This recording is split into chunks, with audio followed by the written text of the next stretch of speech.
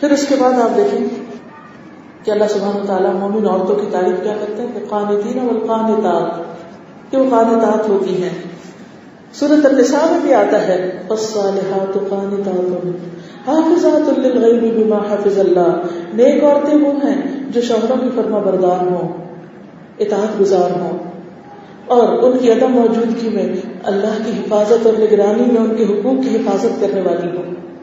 یعنی شوہر گھر پہ نہیں، ہر وقت ہو بھی نہیں سکتے، کبھی کام کے سلسلے میں باہر بھی جانا پڑتا ہے، بہت دفعہ عورتوں کو الگ بھی رہنا پڑتا ہے، لیکن وہ ان کی غیر موجودگی میں بھی ان کے حقوق میں خیانت نہیں کرتی، وہ کسی غیر مرد کی طرف نگاہ اٹھا کے بھی نہیں دیکھتی، اور جب وہ موجود ہوتے ہیں تو ان کی اطاعت اور فرمانبرداری کرنے والی ہوتی ہیں، ان کے ساتھ موافقت کرنے والی ہوتی ہیں.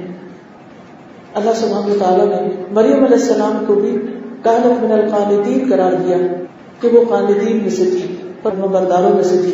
قنوت کے اندر دو چیزیں ہوتی ہیں، ایک ہوتی اطاعت فرمانبرداری، لیکن قنوت وہ فرمانبرداری ہوتی ہے کہ جس کے اندر دوام بھی ہوتا ہے اور عاجزی بھی ہوتی ہے، تسلسل ہوتا ہے اور عاجزی ہوتی ہے. یہ نہیں ایک دن بہت کام کر لیا دوسرے دن چھوڑ دیا، یعنی وہ مسلسل فرمانبردار تھی. اور اس کے ساتھ ساتھ ہمبلنس. حضرت ابو بکر اپنی بیوی حضرت اسماء بنت امیس کے بارے میں گواہی دیتے ہیں.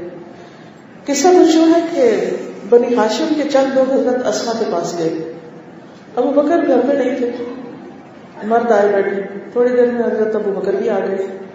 انہوں نے آدمیوں کو دیکھا تو پسند نہیں کیا، تو حضور صلی اللہ علیہ وسلم کو بتاتے ہیں کہ اس طرح میرے گھر میں کچھ آدمی آئے ہوئے تھے. تو رسول اللہ صلی اللہ علیہ وسلم کو جب وہ بتا رہے تھے تو کہنے لگے حضرت ابو بکر کہ میری بیوی کے اندر بہت خیر و بھلائی ہے، یعنی میں ویسے ہی بتا رہا ہوں کہ یوں آدمی آئے ہوئے تھے لیکن میری بیوی بہت اچھی عورت ہے. اب آپ دیکھیے کہ بعض اوقات ایسا ہوتا ہے کہ شوہر کو کوئی ایک چیز ناگوار گزرتی ہے، کوئی سچویشن اس کو پسند نہیں آتی، کئی معاملات ہوتے ہیں، لیکن اوور آل اس کی گواہی کیا ہے اپنی بیوی کے حق میں، وہ کیا کہتا ہے. دس از ویری امپورٹنٹ. ہم اس کو اگنور نہیں کر سکتے بلیم گیم کر کے کہ جب ہمیں کوئی اچھا نہ کہے تو ہم جواباً اس کو الزام لگانے لگے. عام طور پہ کیا ہوتا ہے جب شوہر اپنی بیوی میں تھوڑی سی کوئی بات کرتا ہے تو دوسری طرف سے بازو کا جھوٹے الزامات کا سلسلہ شروع ہو جاتا ہے، یا وائس ورسا، ایک دوسرے کو صرف بلیم کرتے رہتے ہیں. اس سے کبھی بھی نہ دنیا کی زندگی میں کامیابی ہوتی ہے اور نہ آخرت کی زندگی میں. جب بھی کوئی الزام لگائے تو رک کے ضرور سوچیے کہ کیا میرے اندر یہ خامی ہے، اگر نہیں تو اطمینان سے رہیے، سکون درم برہم ہونا ہی نہیں چاہیے، کیونکہ اللہ آپ کی صفائی کو موقع دے آئے گا، اور اگر غلطی ہے تو اس کو دور کر دینا چاہیے. تو حضرت ابو بکر اپنی بیوی کے حق میں کہتے ہیں کہ میں نے اس میں سوائے نیکی اور بھلائی کے کوئی بات نہیں دیکھی، and she is an excellent woman. تو رسول اللہ صلی اللہ علیہ وسلم نے فرمایا اللہ نے اسے بچا لیا. اس کے بعد نبی صلی اللہ علیہ وسلم نے منبر پر خطبہ دیا اور لوگوں سے کہا کہ آج کے بعد کوئی مرد کسی عورت کے پاس تنہائی میں نہ جائے الا یہ کہ اس کے ساتھ کچھ اور لوگ ہوں، تاکہ عورت کے اوپر کوئی حرف نہ آئے، عورت کی عزت پر کوئی ایسی چیز نہ آئے کہ جو شوہر کے لیے ناگوار ہو اور اس کی شہرت خراب ہو. پھر قرآن مجید میں کامیاب لوگوں کی صفت کیا بتائے گی، والصادقین والصادقات، کہ صالح عورتیں سچی ہوتی ہیں. کامیاب عورتیں ان کی امتیازی خصوصیت کیا ہوتی ہے کہ وہ سچ بولتی ہیں. اب دیکھیے کہ عام طور پر سچائی تو ویسے بھی ایک مومن کی علامت ہے، اور سچائی بہت سی نیکیوں کے دروازے کھولتی ہے، اور جھوٹ جو ہے وہ انسان کے لیے جہنم کا راستہ کھولتا ہے. ان الصدق یہدی الی البر، کسی کے سچا ہونے کی علامت کیا ہے کہ اس کا نیکی کی طرف رجحان کتنا ہے اور نیکی کے مواقع اس کو کتنے حاصل ہیں. یعنی آپ کے اوپر کوئی بھی جھوٹ کا الزام لگا سکتا ہے، لیکن ضروری نہیں ہے کہ آپ جھوٹے ہی ہوں. آپ سچے ہیں، اس کی گواہی کہاں سے ہوگی کہ آپ کے اعمال کیا ہیں، آپ کی کوششیں کیا ہیں، آپ کی سرگرمیاں کیا ہیں، آپ کی دوڑ کس طرف ہے، دنیا کی طرف ہے یا آخرت کی طرف ہے. لیکن ایک عورت کے لیے سچا ہونا اس لحاظ سے بھی بہت اہم ہے کہ بچے اسی سے سچائی سیکھتے ہیں. جب ماں سچی ہوتی اور وہ سچائی کا ایک نمونہ ہوتی اور وہ مختلف مواقع پر جائزہ لے رہے ہوتے ہیں کہ ہماری ماں مختلف سچویشن کو کیسے ہینڈل کرتی، تو وہ یہ دیکھ لیتے ہیں کہ سچائی زندگی کی ایک اہم ترین ضرورت ہے اور ایک خصوصیت ہے. مثلاً آپ دیکھیے کہ ہم بچوں کے ساتھ جب معاملہ کر رہے ہوتے ہیں، ان کو بہلا رہے ہوتے ہیں تو کس چیز سے بہلاتے ہیں؟ جب ڈرا رہے ہوتے ہیں تو کس چیز سے ڈراتے ہیں؟ سچ بول کے یا جھوٹ بول کے؟ جب ہم ان کے ساتھ کوئی وعدہ کرتے ہیں تو کس حد تک پورا کرتے ہیں؟ جب ہم ان کو کوئی معلومات دے دیں کسی کی چیز کے بارے میں تو اس میں کتنی درستگی ہوتی. یہ سچائی ٹرسٹ کو بلڈ کرتی ہے، یہ سچائی اعتماد لاتی ہے. اور جب سچائی ہوتی ہے اور اعتماد آتا ہے تو اعتماد کے بعد آپ بچوں سے کچھ بھی بنوا سکتے ہیں، آپ ان سے کچھ بھی کروا سکتے ہیں، آپ کے لیے وہ بہترین صدقہ جاریہ ہو سکتے ہیں. لیکن جب وہ آپ کو دیکھتے ہیں کہ آپ جھوٹ بولنے والے ہیں، آپ غلط بیانی کر رہے ہیں، آپ ڈبل فیس ہیں. آپ دیکھیے کہ بعض اوقات ہم اپنی باتوں میں مشغول ہوتے ہیں، ہم سمجھتے ہیں کہ کوئی نہیں ہمیں دیکھ رہا، لیکن بچے پاس بیٹھے لیٹے ہوتے ہیں، سو رہے ہوتے ہیں، سن رہے ہوتے ہیں، دیکھ رہے ہوتے ہیں. جب آپ انہیں کو کہہ دیتے ہیں جاؤ دروازے پہ کہہ دو اماں گھر میں نہیں، یا فون پہ بتا دو کہ نہیں ہے، یا اس قسم کی باتیں سب دیکھ رہے ہوتے ہیں. پھر جو ہمارے آس پاس کام کرنے والے لوگ ہوتے ہیں وہ بھی اسی طرح دیکھ رہے ہوتے ہیں کہ یہ بیوی کتنی سچی، شوہر کے ساتھ کیا معاملہ ہے. اور سب سے بڑی بات ہے کہ اسٹریٹ فارورڈ سیدھی بات نہ کرنا، گھما پھرا کے باتیں کرنا.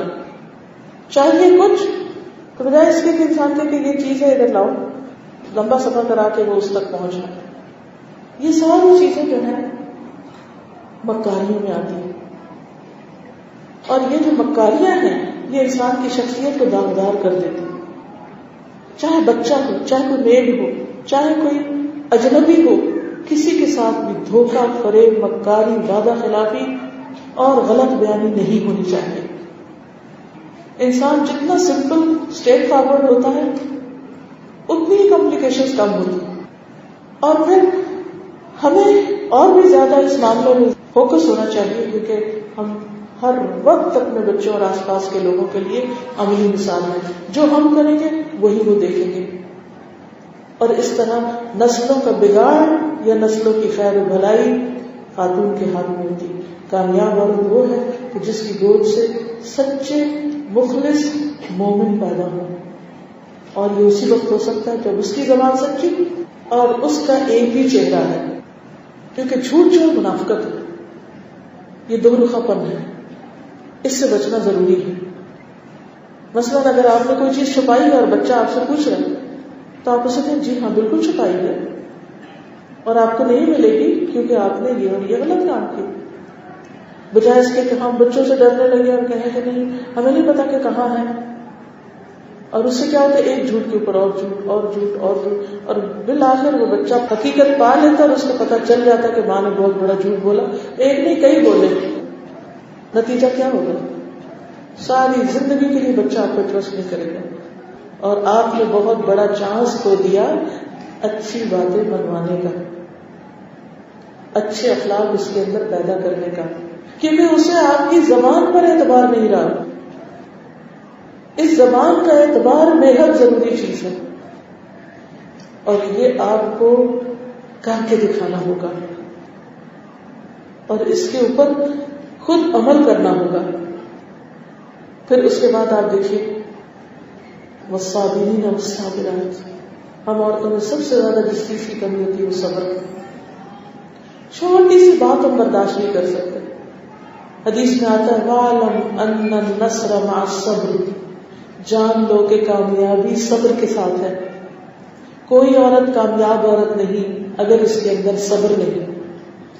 اور صبر مختلف مواقع پر، صبر شوہر کے رویے پر بھی، صبر سسرال کے رویے پر بھی، صبر بچوں کی بدتمیزیوں پر بھی، اور صبر غربت میں بھی، صبر کسی حادثے کے موقع پر اور نقصان کے موقع پر بھی، صبر اپنی بیماریوں پر بھی اور اپنی لاچاریوں پر بھی. کیونکہ صبر کا اجر بے پناہ ہے.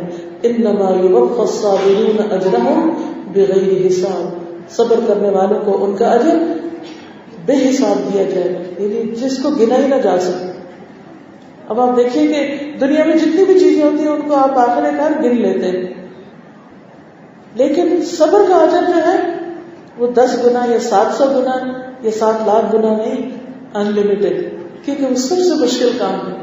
سب سے کڑوا گھونٹ ہے. لیکن انسان کے لیے کامیابی کا زبردست راستہ. بعض کامیابیاں صرف کام اور محنت کرنے سے نہیں حاصل ہوتی, مشکل آنے پر صبر کرنے سے حاصل ہوتی. بعض اوقات انسان نمازیں بھی پڑھتا, روزہ بھی رکھتا, حج, زکوٰۃ, خیرات, بہت کچھ کر رہا ہوتا ہے, لیکن ابھی وہ درجے میں بس صرف اتنا ہوتا ہے کہ اتنے میں کوئی کلیمٹی آ جاتی, کوئی مشکل آ جاتی, اور اس پر وہ صبر کر جاتا ہے, اللہ کی رضا پر راضی ہو جاتا ہے. صرف اس ایک صبر کی وجہ سے وہ یہاں سے وہاں پہنچ جاتا ہے. یعنی گراف اتنا اوپر جا ہائی ہوتا ہے کیونکہ یہ صبر کیا اس نے. سارے اچھے کام ایک طرف, لیکن مشکلات میں, ناپسندیدہ حالات میں صبر ان سب پہ بھاری. ہوتا کیا ہے, دنیا میں پرفیکشن نہیں ہے. انسان کو کسی نہ کسی طرف سے کوئی نہ کوئی تکلیف پہنچتی رہتی. ہم عورتیں عام طور پر بہت جلدی ہمت ہار دیتے, ایک دم غصے میں آ جاتے, ایک دم ایموشنل ہو جاتے, ایک دم دوسرے کی بات کاٹ دیتے, ایک دم دوسرے کی غیبت, ایک دم دوسرے کو الزام, ایک دم بچے کو مارتے. چھوٹی سی بات میں بچے کو اتنا زور سے مارتے ہوئے دیکھا میں نے کہ وہ بچے لڑکتے مار جاتے. ایک دم میں نے حرم میں دیکھا ہے خاتون کو کہ جو بچے کو باندھ میں مار رہی تھی اور مار رہی. معصوم بچوں میں تو کوئی الزام ہی نہیں, لیکن عموماً ہم صبر ہی نہیں کرتے, اور ہم سمجھتے ہیں کہ ہر وقت صرف تشدد سے ہی کام چلے گا, صرف چیخنے چلانے سے ہی ہماری بات مانی رہے گی, اور اس طرح ہم اس ساری کیفیت سے اپنے آپ کو اور زیادہ ڈیگریڈ کر لیتے ہیں, اور زیادہ نیچے چلے جاتے ہیں. رسول اللہ صلی اللہ علیہ وسلم نے فرمایا, مومن مرد اور عورت پر جسمانی, مالی اور اولاد کی طرف سے مستقل پریشانیاں آتی رہتی ہیں, یہاں تک کہ جب وہ اللہ سے ملتا تو اس کا ایک بھی گناہ باقی نہیں ہوتا, پوری طرح صاف. اور یہ سب کس وجہ سے صفائی ہوئی؟ تکلیفوں کی وجہ سے. ماننی نہیں چاہیے لیکن آتی رہتی ہیں, آ جاتی ہیں. اور یہ آپ نے دیکھا ہوگا, صبح آپ سویرے اٹھتے ہیں امن چین میں, تھوڑی دیر کے بعد کسی کا فون آتا, کوئی ایسی بات بچے کی طرف سے پتہ چلتی, کبھی بہن بھائیوں کی طرف سے, کبھی شوہر کی طرف سے, کبھی کہیں سے, کبھی کہیں. ایک مسئلے کا حل ہو نہیں چکتا تو دوسرا, آپ یہاں سے بھاگتے ہیں وہاں, اور وہاں اگلے مسئلے, وہاں سے نکلتے ہیں کہیں اور, وہاں کچھ اور. دنیا میں کوئی جگہ مسائل سے خالی ہے ہی نہیں. تو حل کیا ہے؟ اس کے لیے ہم مشکلات سے نکلنے کی راہ نکالتے رہیں, لیکن ساتھ صبر ضروری. صبر کیا ہے؟ صدمے کی پہلی چوٹ لگنے پر, صدمہ پہنچنے پر, کہ جب کوئی مشکل آئے اس وقت زبان بند, اور زبان پر الحمدللہ یا انا للہ و انا الیہ راجعون, یہاں یہ کہ انسان کے آنسو بھی بہ رہے ہوں تو زبان یہی کہہ رہی ہے, اللہ میں تجھ سے راضی ہوں, مجھے تجھ سے کوئی شکوہ نہیں. اور صرف اللہ سے نہیں, بندوں سے. آپ دیکھیں کہ ذرا کوئی مثلا کسی نے آپ کو ٹائم دیا اور تھوڑا سا لیٹ ہو گیا, جو ہی وہ آتا ہے سلام کرتا ہے تو آپ پہلی بات کیا کرتے ہیں؟ پہلی بات کیا ہوتی ہے؟ اتنا لیٹ آئے. اچھا, کسی نے فون نہیں اٹھایا, ہو سکتا ہے وہ واش روم میں, ہو سکتا ہے کوئی ڈرائیونگ کر رہا, ہو سکتا ہے کہ کوئی بچے کو بہلا رہا. جس وقت آپ نے فون اٹھایا یا مس کال کو ریٹرن کیا, پہلا جملہ کیا ملے گا آگے سے؟ تم فون ہی نہیں اٹھاتی, فوراً کمپلین. پہلی چیز کمپلین. کوئی نہیں سنتا کہ کیا وجہ تھی. اسی طرح اور بھی چھوٹی چھوٹی باتیں, کوئی چیز ہماری مرضی کے خلاف ہوگی, سوال ہی پیدا نہیں ہوتا کہ ہم اس پر صبر کر لیں. اپنے خیالات کا اظہار کرنا فرض سمجھتے ہیں اور اپنی رائے دینا بھی لازم سمجھتے ہیں. نتیجہ کیا ہوتا ہے؟ وہیں سے تعلقات خراب ہوتے ہیں. پھر اسی طرح کسی نے شادی کو نہیں بلایا, کسی پارٹی کو نہیں بلایا, کسی نے دعوت نہیں کی, کسی نے ہماری مرضی کے مطابق کوئی کام نہیں کیا, اس پہ شکوے شکایتیں, complaints complaints complaints. Next time جب آپ کسی سے کمپلینٹ کرنے لگے تو ذرا سا رک کے سوچو کہ کوئی وجہ ہوگی کہ اس سے یہ نہیں ہوا کام, کوئی وعدہ نہیں پورا کر سکا, کوئی ٹائم پہ نہیں آ سکا, کوئی اور وجہ. یعنی ہم سناتے ضرور, اچھا تم نہیں کرو گے تو کام نہیں ہوگا, تانے دینا. اور اسی طرح دوسرے کو سامنے اگر نہیں بھی کسی کے کہہ سکے تو پیچھے سے اس کے خلاف باتیں کرنا. یہ سب کس چیز کی علامت ہے؟ یہ بے صبری کی علامت ہے. اسی طرح اگر شوہر کے رویے میں کوئی کمی بیشی آ گئی تو اس سے بھی کمپلینٹس, اور دوستوں کے سامنے بھی, اور پیرنٹس کے بھی زندگی حرام, اور ہر ایک کی زندگی مصیبت میں ڈال دیں. حالانکہ اگر تھوڑی دیر اس صدمے کو برداشت کر لیا جائے اور اللہ سے دعا کی جائے اور اللہ سے لو لگا لی جائے, کیونکہ خیر کی کنجیاں تو اس کے ہاتھ میں، غیب کے خزانے تو اسی کے پاس ہیں، مشکلات کا حل تو اسی کے ہاتھ میں ہے. تو یہ طوفان گزر جائے گا. یعنی ہم صرف یہ نہیں کرتے کہ صرف اپنے آپ کو مشکل میں ڈالیں، سب کو جب تک نہ ڈال چکے ہم چین سے نہیں بیٹھتے. یہ سب کچھ صبر کے خلاف جاتا ہے. آپ دیکھیے حضرت عائشہ کہتی ہیں، یہ ان کی سوتن ہے حضرت سودا، ان کے بارے میں کہتی ہیں کہ میں نے حضرت سودا سے زیادہ اپنے نزدیک محبوب کوئی عورت نہیں دیکھی. سوتن سے محبت کر رہی ہوں، ان کی تعریف کر رہی ہوں، اور میں پسند کرتی ہوں کہ میں ان کے جسم کا حصہ ہوتی ہوں. اتنا ان سے پیار کرتی ہیں. اور ان کے مزاج میں تیزی تھی. جب وہ بوڑھی ہو گئی تو انہوں نے اپنے دل کی باری حضرت عائشہ کو دے دی تھی اور کہا کہ اللہ کے رسول صلی اللہ علیہ وسلم، میں نے اپنی باری کا دن عائشہ کو دیا. حضرت عائشہ کو حضرت سودا کا دن بھی مل گیا. اب آپ دیکھیے، ایک طرف ان کی سیکریفائس دیکھیے اور دوسری طرف ان کی قدردانی دیکھیے. آج ہم پر بھی احسان کریں اور کبھی کسی وقت کوئی تکلیف آ جائے تو کیسے کیسے اس کے خلاف باتیں کرنا شروع کر دیتے. اور یہ رشتہ دنیا کے سب رشتوں میں سب سے سینسیٹیو رشتہ ہے. ایک عورت سب کچھ برداشت کر سکتی، سوکر کو برداشت نہیں کر سکتی.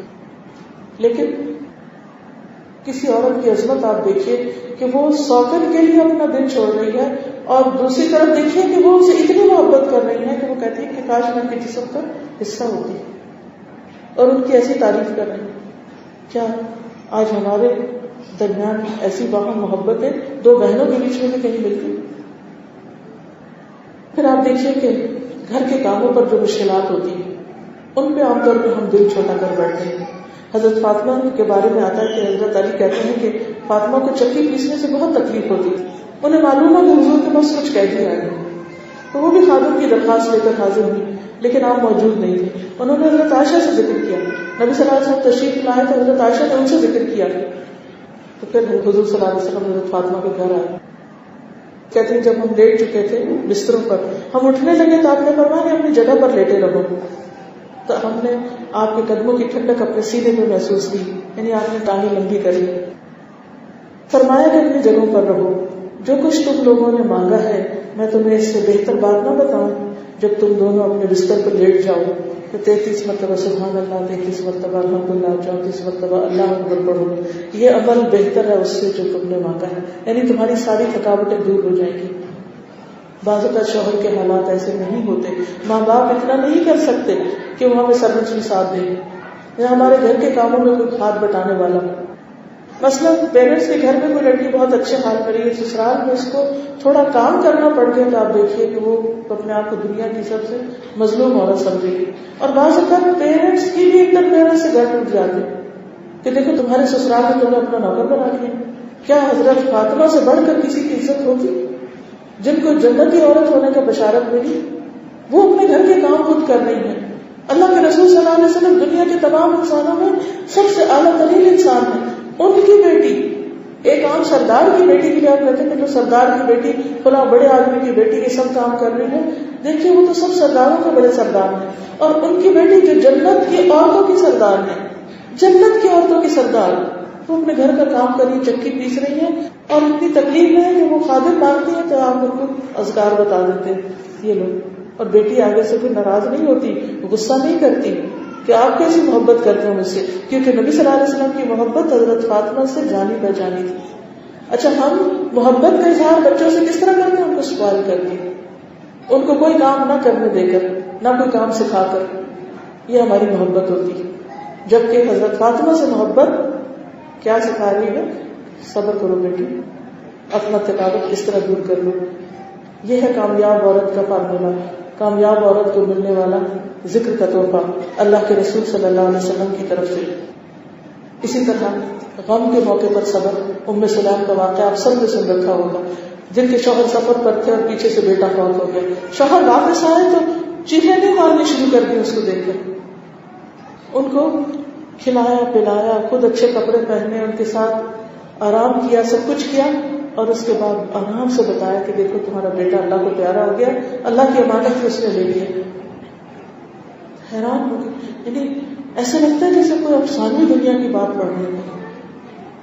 لیکن حقیقی دنیا میں جس عورت کا بیٹا فوت ہو جائے اس سے اس کردار کی توقع یہ صرف اس وقت ہی کی جا سکتی ہے جب سچا ایمان ہو، کہ انسان اتنے بڑے صدمے کو سہ کے دل میں رکھ کے زبان پہ ایک لفظ آنے نہیں دے رہے، پوچھ رہے ہیں کہ بیٹے کا حال کیا تھا، پہلے سے بہت بہتر ہے، اور بیٹا ڈھانکا ہوا گھر میں پڑا ہے مردہ، نہ ابھی نہلایا نہ دلایا نہ کچھ، پہلے شوہر کو ویلکم کیا کیونکہ سفر سے آئے ہیں، ان کو کمفرٹ کیا، پھر اس کے بعد بات کی۔ ہمارا حال کیا ہوتا ہے؟ شوہر ابھی لا کے بیگ نہیں رکھتے تو ساری شکایتوں کی پٹاری کھل جاتی ہے، یا اگر ذرا دیر سے آ گیا تو موڈ آف ہو گیا، یا اگر گھر میں کچھ کمی بیشی ہو گئی تو فون پہ ہی سب باتیں سنانا شروع کر دیں۔ اس قسم کی کامیاب عورتیں ہیں ہم، کیا اسی کو کامیابی کہتے ہیں؟ یہ ہے وہ خواتین جن کو جنت کی بشارت ملی اور جن کو کامیابی کی ضمانت ملی۔ حضرت اسماء بنت ابی بکر، ابو بکر کی بیٹی، خلیفہ وقت ہے، حضور صلی اللہ علیہ وسلم سے قریبی تعلق ہے، ذات النطاقین ہیں، اور آپ دیکھیے کہ ان کا حال کیا ہے۔ کہتی ہیں کہ میں اپنے شوہر زبیر کی خدمت کرتی تھی، ان کا ایک گھوڑا تھا، میں اس کی دیکھ بھال کرتی، میرے لیے گھوڑے کی دیکھ بھال کرنے سے زیادہ سخت کوئی کام نہ تھا، یہ گھر سے باہر کام کر رہی ہے۔ اسی طرح ان کے اونٹ کے لیے گٹلیاں کوٹتی تھی، اس کا چارہ بناتی، اسے پانی پلاتی، آپ کو پتا اونٹ کتنا پانی پیتا ہے، ان کے ڈول کو سیتی جس میں پانی نکالنا ہوتا تھا کنویں سے۔ پھر کچھ عرصے کے بعد نبی صلی اللہ علیہ وسلم نے میرے لیے خادم بھیج دیا اور میں گھوڑے کی دیکھ بھال سے بری ذمہ ہو گئی، ایسے لگا جیسے آپ نے مجھے آزاد کر دیا کسی قید سے۔ یہ گھر کے کام نہیں ہے، یہ سارے باہر کے کام کر رہی ہیں۔ ان کے شوہر کو بھی نبی صلی اللہ علیہ وسلم نے جنت کی بشارت دی۔ حضرت زبیر جو ہے وہ بھی عشرہ مبشرہ میں سے ہیں، یہ ان کی بیوی ہیں، اور یہ سارے کام کر رہی ہیں، کہیں کوئی شکوہ نہیں۔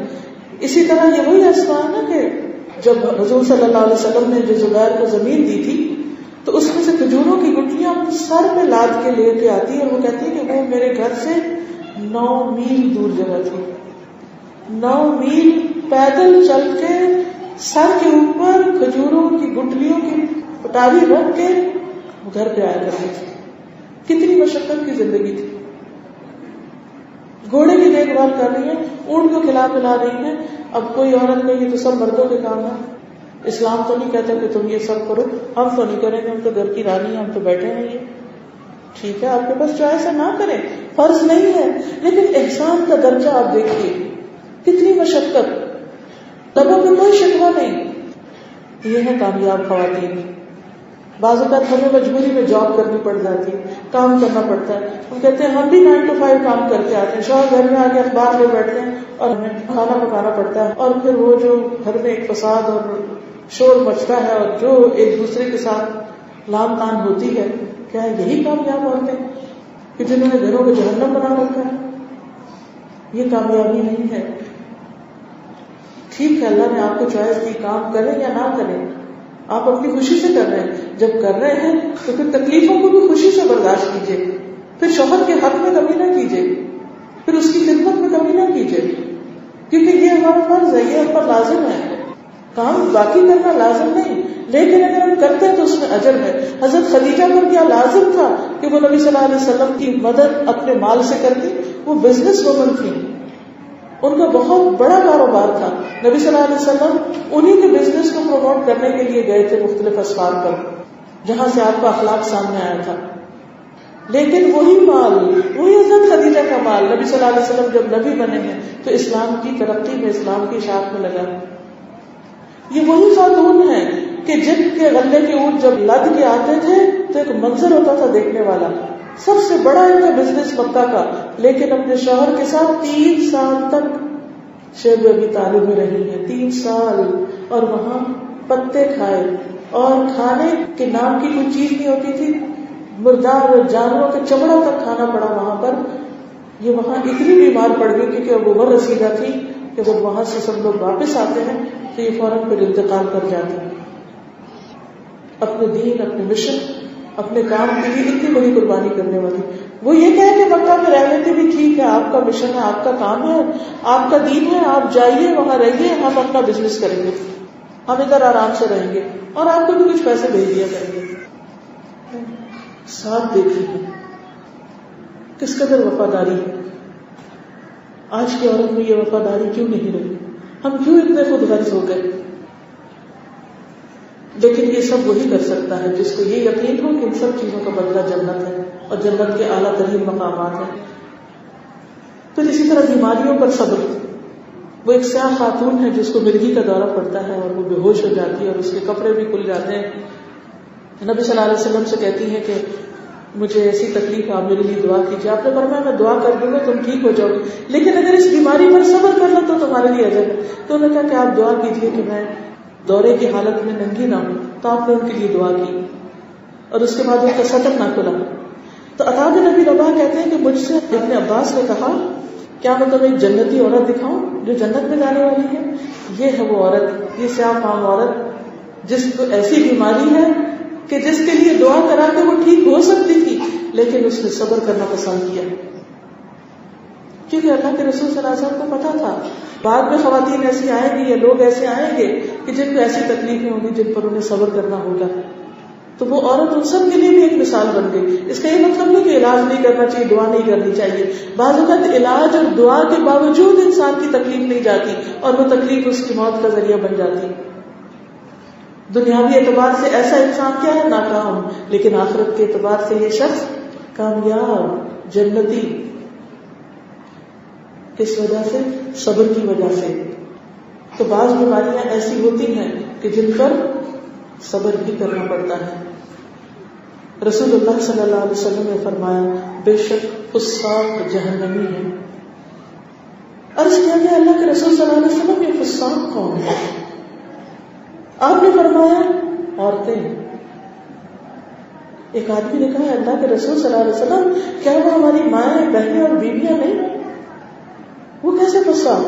آپ نے فرمایا کیوں نہیں, لیکن جب ان کو نعمتیں ملتی ہیں تو شکر نہیں کرتی, اور جب ان کو آزمایا جاتا ہے تو صبر نہیں کرتی. تو صبر اور شکر یہ دو چیزیں انسان کو کامیاب بناتی ہیں. تکلیف آئے تو صبر, اور صبر کیا؟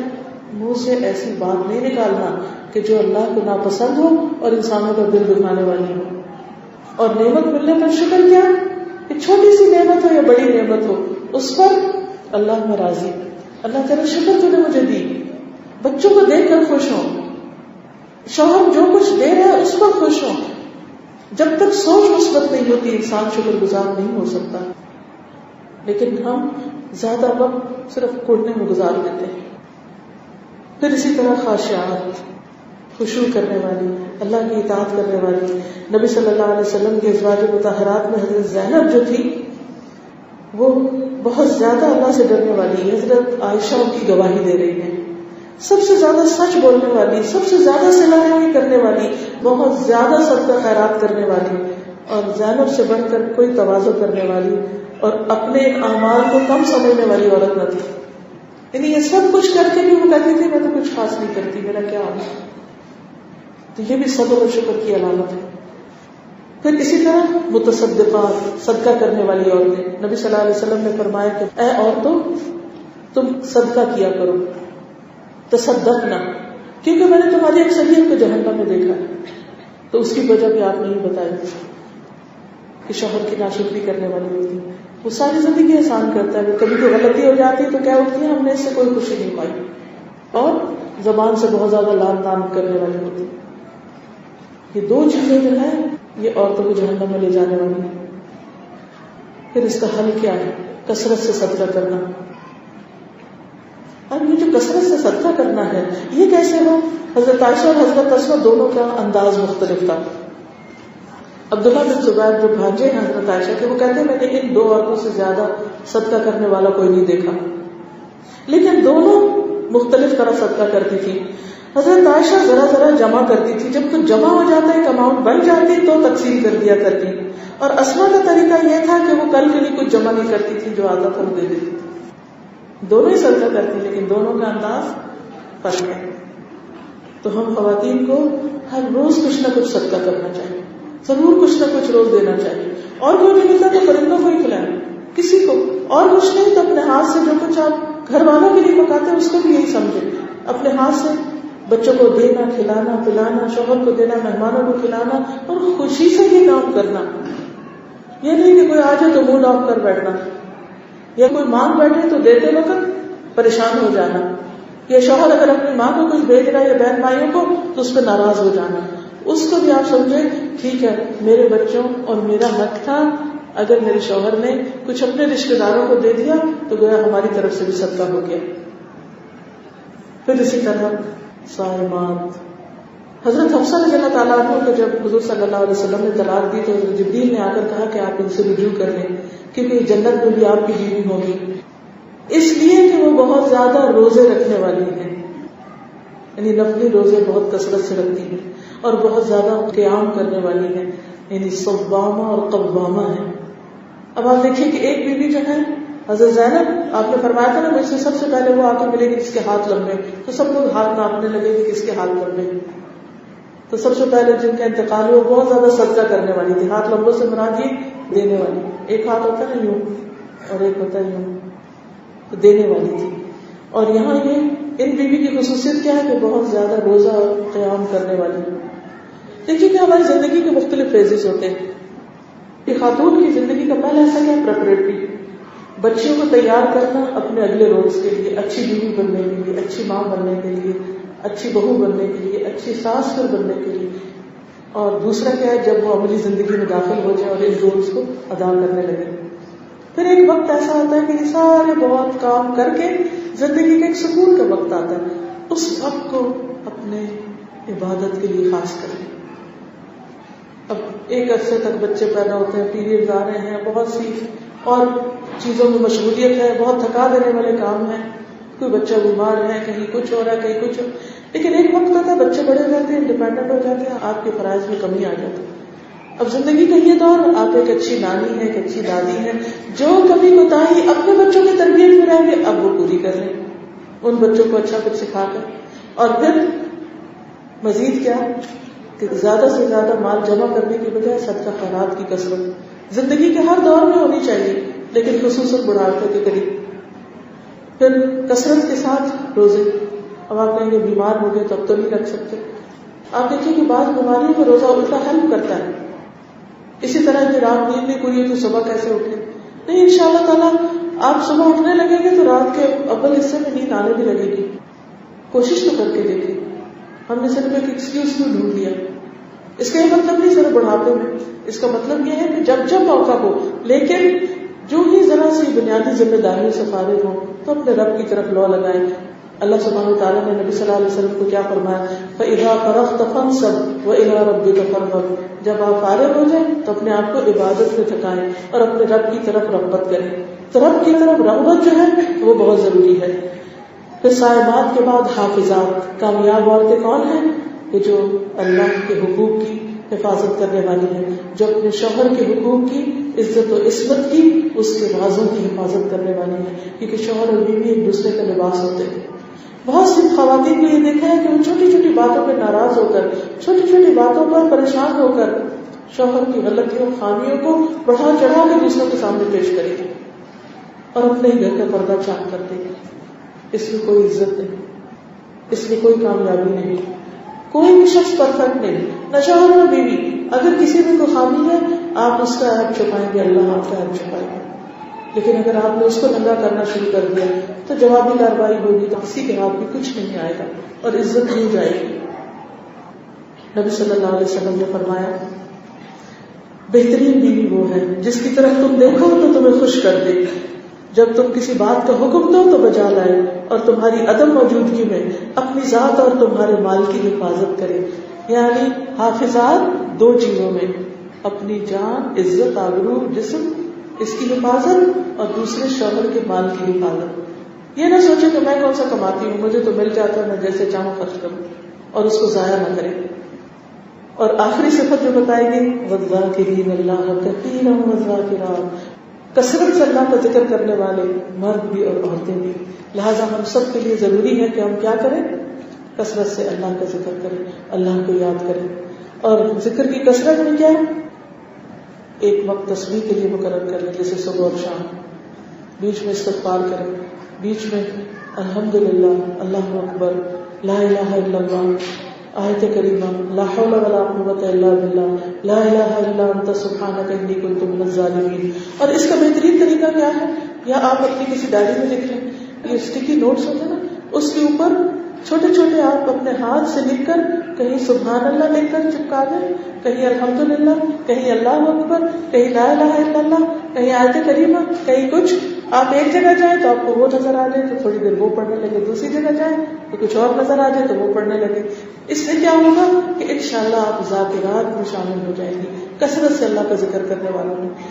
اور اس میں آپ دیکھیے کہ وہ ذکر آپ کو معلوم ہونے چاہیے جو تھوڑے بھی ہوں لیکن اجر بہت زیادہ ہو. حضرت جویریہ جو حضور صلی اللہ علیہ وسلم کی اہلیہ تھے، نبی صلی اللہ علیہ وسلم گھر سے تشریف لے کے جب تک واپس آئے وہ ایک جگہ پہ بیٹھ کے ذکر کیے جا رہے ہوں. اس سے بھی اندازہ لگا کہ کتنا زیادہ ذکر کرتے. اس موقع پر آپ نے ان کو 3 دفعہ یہ تسبیحات سکھائیں، سبحان اللہ وبحمدہ عدد خلقہ ورضا نفسہ وزنۃ عرشہ ومداد کلماتہ. بچے چھوٹے ہوں، اتنے گھنٹے نہ بیٹھ سکے تو آپ کیا کریں، ان کلمات کو آپ چلتے پھرتے بھی آپ پڑھ سکتے ہیں. لیکن ذکر کی کثرت انسان کو اللہ کے قریب کر دی ہے. بات یہ ہے دنیا میں ہم سب امتحان ہیں، اس امتحان میں یا پھر کامیاب ہو جائے گا یا پھر ناکام ہو جائے گا. تیسری جگہ کوئی نہیں ہے رہنے کی. دنیا سے تو بہت جلد چلے جانا ہے، اور آخرت میں یا کامیابی ہے یا ناکامی. ہم سب کو یہ دیکھنا چاہیے کہ کیا ہم یہ کام کر رہے ہیں کہ کامیابی کی منزل پہ پہنچے، یا پھر ان چیزوں کو چھوڑ رکھا ہے کہ ہم آخرت میں کہیں خدا نخواستہ کسی مشکل میں پڑیں. اللہ تعالیٰ ہم سب کی مدد فرمائے اور ہمیں بہترین صفات سے نوازے.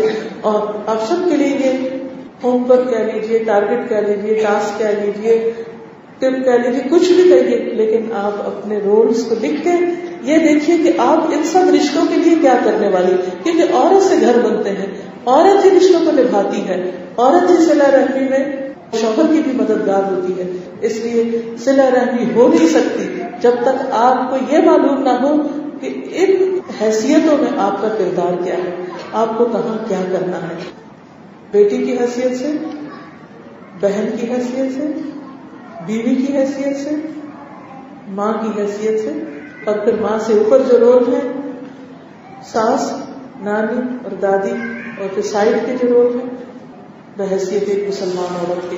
کیونکہ مومن عورت جو ہے قرآن مجید میں اس کا یہ بھی کردار بتایا گیا ہے کہ والمؤمنون والمؤمنات بعضهم اولیاء بعض یأمرون بالمعروف وینہون عن المنکر. گھر کے رول کے علاوہ، خاندان کے رول کے علاوہ، ذاتی زندگی میں اللہ سے تعلق کے علاوہ دوسرے انسانوں اور دوسرے مسلمانوں کی فکر کہ ان کو دین کی طرف بلانا، یہ ہر دور میں مسلمان عورت کا کردار رہا ہے. اس پر باقاعدہ سیکھیے، جانیے، اور اپنی وسعت، حیثیت اور استطاعت کے مطابق اپنے دل دماغ کی صلاحیتوں کو استعمال کرتے ہوئے دنیا اور آخرت کی کامیابیاں حاصل کیجیے. کسی بھی منزل تک بغیر محنت کے نہیں پہنچا جا سکتا. اور کتنی محنت، سخت کوشش. جب یہ لیکچر تیار کرنا تھا تو میں نے انٹرنیٹ پہ ڈالا کہ سکسیس کا میں دیکھوں کہ دنیا کی نظر میں سکسیس کا کرائیٹیریا کیا اور اس کے لیے لوگ کتنی محنت کرتے ہیں. تو اس میں ایک اسپیکر تھا، وہ اپنے لوگوں کو بتا رہا تھا کہ سکسیس کے لیے اس نے بتایا ایک واقعہ کہ کسی نے پوچھا کہ وہ مالدار ہونا چاہتا ہوں، تو اس نے کہا تم صبح 4 بجے آنا میرے پاس. 4 بجے اس کو پانی کے کنارے لے گیا اور اس کو وہاں چلانا شروع کیا اور پانی کے اندر اس کو دھکا دیا تو اس نے کوشش کر کے باہر آ گیا. تو کہا کہ کامیابی کا یہی فارمولہ ہے کہ جب تم پانی میں تھے تم کیا چاہ رہے تھے کہ پانی سے باہر آؤ، اور باہر آنے کے لیے تمہیں کتنی محنت کرنی پڑی. اس وقت انسان سانس بھی روک لیتے کیونکہ پانی کے اندر سانس لے لیں گے تو سارا اندر چلا جائے گا اور مر جائے گا انسان. یعنی انسان اپنا سانس روک کے پوری جدوجہد کر کے آخری لمحے تک پوری اسٹرگل کے ساتھ باہر آتا ہے. یہ دنیا سمجھے کہ ایک سمندر ہے جس میں ہمیں پھینک دیا گیا. اتنی سخت محنت کرنی ہے کہ جس سے ہم تیرنے لگنے اور باہر آ جائیں. جیسے ڈوبنے والا پانی سے باہر آنے کے لیے جتنی اسٹرگل کرتا ہے، اس سے زیادہ اسٹرگل دنیا کے امتحان سے نکلنے کے لیے، دنیا کی اس مشکل میں کامیاب ہونے کے لیے، اپنی آخرت کی منزل کو پانے کے لیے، وہاں تک پہنچنے کے لیے ہمیں کوشش کرنی ہے، محنت کرنی ہے. اللہ تعالیٰ ہم سب کو اس کی توفیق عطا فرمائے.